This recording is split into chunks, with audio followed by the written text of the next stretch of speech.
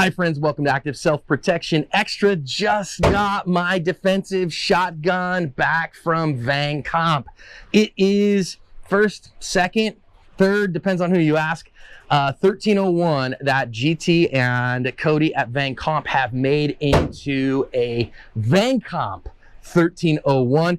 This one optimized for the flight control wad, and I want to see what it does. Big Tech's Ordnance is my go-to source for accessories for all your defensive and competition firearms. They have great holsters with accessories for concealment and ship fast at great prices. I'm a proud customer and recommend them without hesitation. Straight up, I think that going this route, this is as Gucci a home defense shotgun as exists.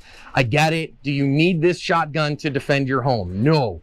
You can certainly defend your home with a much more simple shotgun, and this shotgun is as Gucci as they get. It started life as a Beretta 1301 tactical, then it went over to Ernest Langdon and Langdon Tactical Technologies, and he dumped the Aridus catalog on it, and Magpul 4N with an Aridus adapter, Aridus Crom on it with an RMR, put the Magpul 4N with the adapter piece on it. So okay, cool. It's got a 18650 mod light, PLH V2 light on it with a Unity hot button, and a sling, my double point sling from Wilderness Tactical, and it's beautiful and I love it.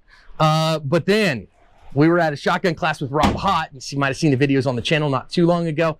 And GT looked at me and said, "Hey, John, I'm not quite ready for the whole public to be able to email me about this, but you know, I now have the tooling in order to do my work on a 1301 barrel." And I said, "Well, here you go, sir. Do your best." And he did. Now, two ways they could do that. Number one, they could do their regular package, which makes a Vang barrel, which makes it cheap buckshot like flight control, which is pretty amazing. They also have the ability to optimize for flight control, which the wad in this is a little bit different. It's quite a bit different, in fact. And so I had him optimized for the flight control wad. Was that smart? Well, I've got a good bit of this stuff in already kind of laid away, and so I like this stuff quite a bit. And so when he optimized it for flight control, from what he told me, it makes it recoil less. That what it does is it changes the recoil impulse to be softer on this gun, which sounds great to me. I think for a lot of people, though, what they would do is say, wait a minute, I can't find any flight control. You can't find it anywhere right now. So I would rather have the regular barrel, and then that turns whatever buckshot I can find into the equivalence of this. Just doesn't change the recoil impulse. Now, does it change the recoil impulse? I don't know. I haven't shot it yet. Let's shoot it, see what it does. I did bring two loads to show you for that. Number one, I brought some of the defensive load that I am absolutely enamored of. 12 gauge, 2 3/4 inch buckshot, 8 pellet double-aught buck with a muzzle velocity of 1145 feet per second. This is the LE133 load. If you watched the videos from Neil and I in the class with Rob Hott, we also ran some of these slugs, and I don't know who makes these slugs. It's ILI, custom defensive ammunition, 12 gauge, 2 3/4 inch, but full power, 1550 feet per second, 1 ounce slugs. And these guys, they beat me up, man. They were a lot. So I'm gonna shoot these two and see if I notice any difference from them with good push-pull technique. We're just gonna start with a single round of the flight control 8 pellet double-aught.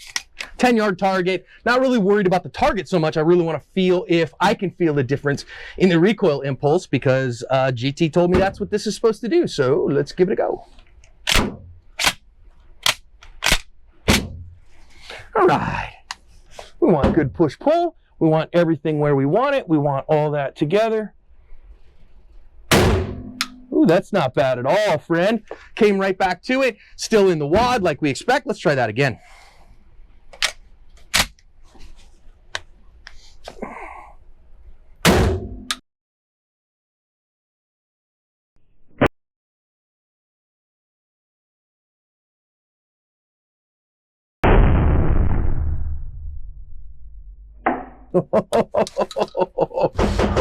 I wonder if you can see that as well as I can see it, but the single thing that I'm seeing bigger than anything is my dot isn't really even rising, that I'm really staying kind of right where I should.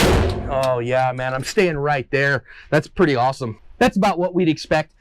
What you're starting to see there is one of those three. You can see we kind of have a few pellets that have come just a little bit out of the wad, 10 yards where I was shooting these at. The other ones you probably couldn't even told that they were out of the wad. So that's it's still doing the same thing, but now let's go to the big full power slugs and see what they do.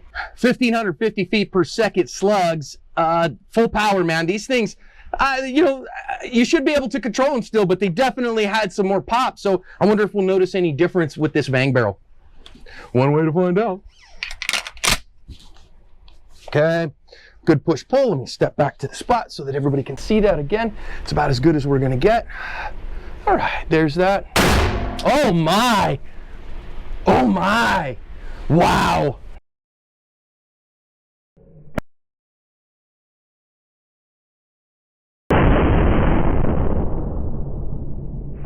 Let's try, I'm, wow. Okay, hold on. Holy crap, Cody. GT, you guys have done something here, because I gotta be real. Those slugs that were really pushing me around. So I didn't feel it as much on the flight control wad, because it also has the cushioning and the Grex in it, and it's a reduced recoil load. These are full recoil loads, and holy cow, man, this thing is staying flat as all get out. I'm gonna load 2 and see if I can get 2 on it pretty quick. See what that does. Wow.